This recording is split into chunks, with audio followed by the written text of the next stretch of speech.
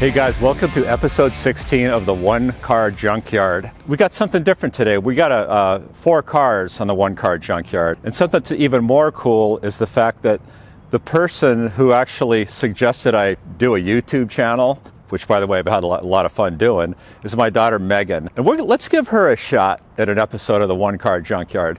Let's just see how she does. I bet you she's gonna do great. Hi Megs. Hey guys, what's up? My name's Megan, I'm Joe's daughter. Junkyard kid. I brought my junkyard gloves. They make me feel like Beth from Bounty Hunter. And we're gonna talk about some cars. I grew up here, I grew up on the junkyard, and so let me take a stab at talking about the cars that ended up on One Car Junkyard today. So on today's episode 16 of the One Car Junkyard, we have 4 cars as you can see here, but they are identical. We have 2 sets of twins. So we have a set of Malibus and a set of Oldsmobiles. So here at One Car Junkyard, we are very close to the picture industry in Southern California, and we get calls from all sorts of people, one of which are Hollywood producers. So this is actually off of an FX show. So these are Oldsmobile Broham, depending on where you're from. And get a closer look at the color here. This beautiful gold flake. This is very much aligned with like the Chicano style, the lowrider style, the Southern California custom car culture. This style of car is called the G-Body.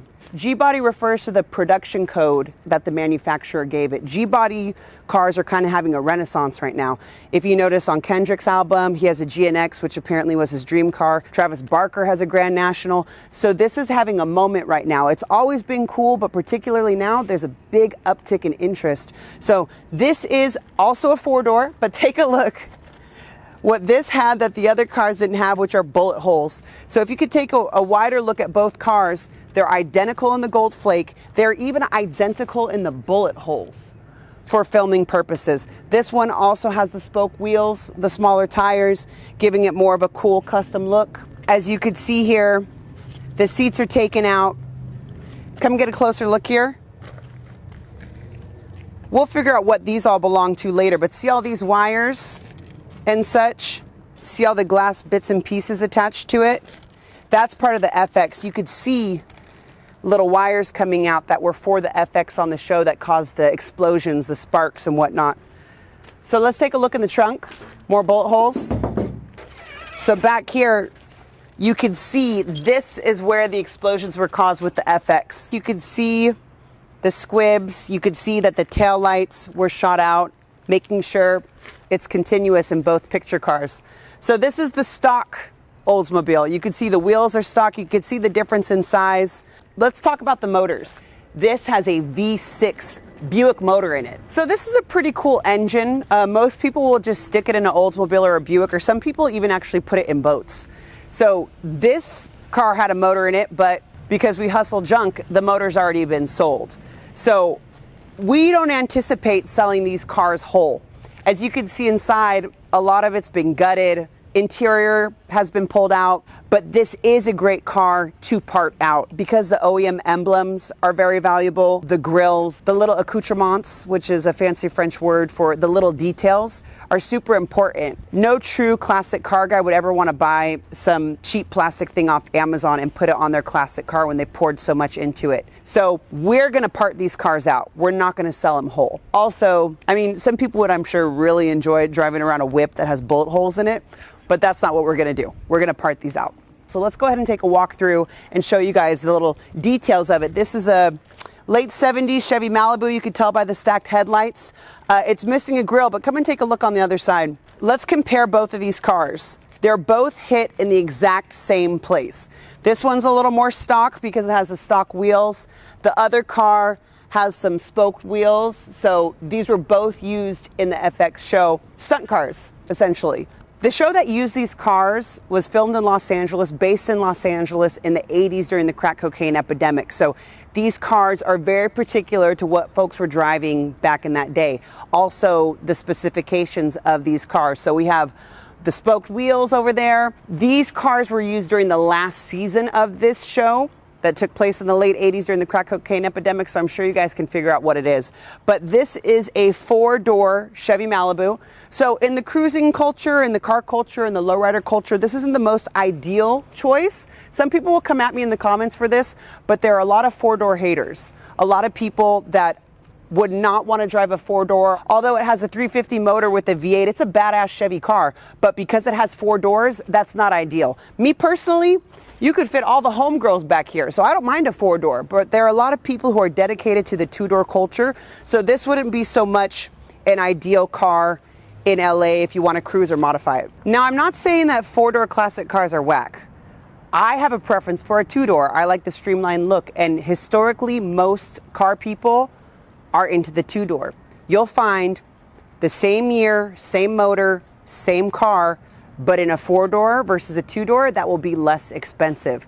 So what I think people are realizing, though, people who want to get their foot in the door with classic cars, is a 4-door Malibu or a 4-door G-Body Buick Oldsmobile is going to be more affordable, and it actually could be more comfortable, especially when you have your family with you, you have your friends. It's really easy to get in and out. So actually, I think that there's kind of a resurgence of 4-doors, and it's not so much 4 doors are lame, 2 doors are cooler.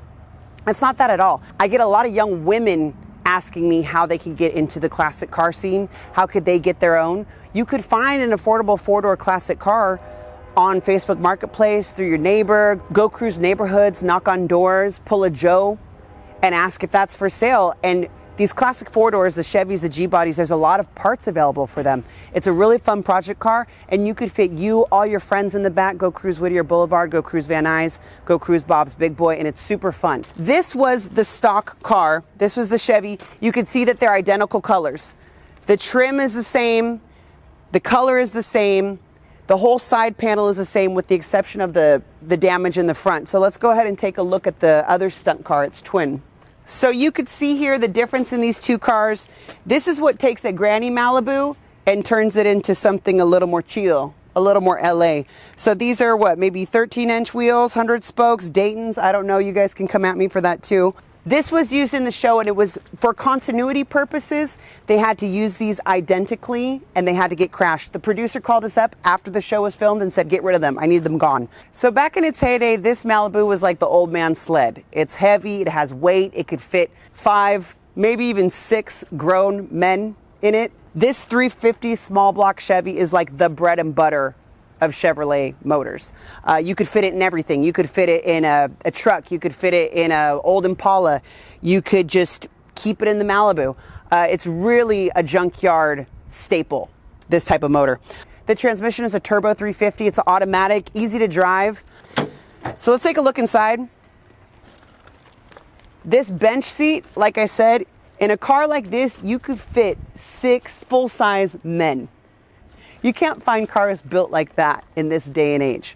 It's identical, although the seats are good. I could part this out for the seats. I'm gonna part out the motor because that motor is solid. It could work in all sorts of different cars. And also I could sell the wheels. I mean, they are a little bent. There are a lot of guys who get one bent wheel while hopping and they need to replace it. So there's nothing too beneath me to hawk or sell off of a car like this. There's a guy who's looking for a spoked wheel like that, just one, maybe not 4. Or there is somebody who's looking for an emblem. So if I got the time and you got the money, we can make a deal. Where do you think I get that from? I get it from that guy. Let's take a look at this one. So this is the stock. Is there a motor in here? Yeah, I think it starts.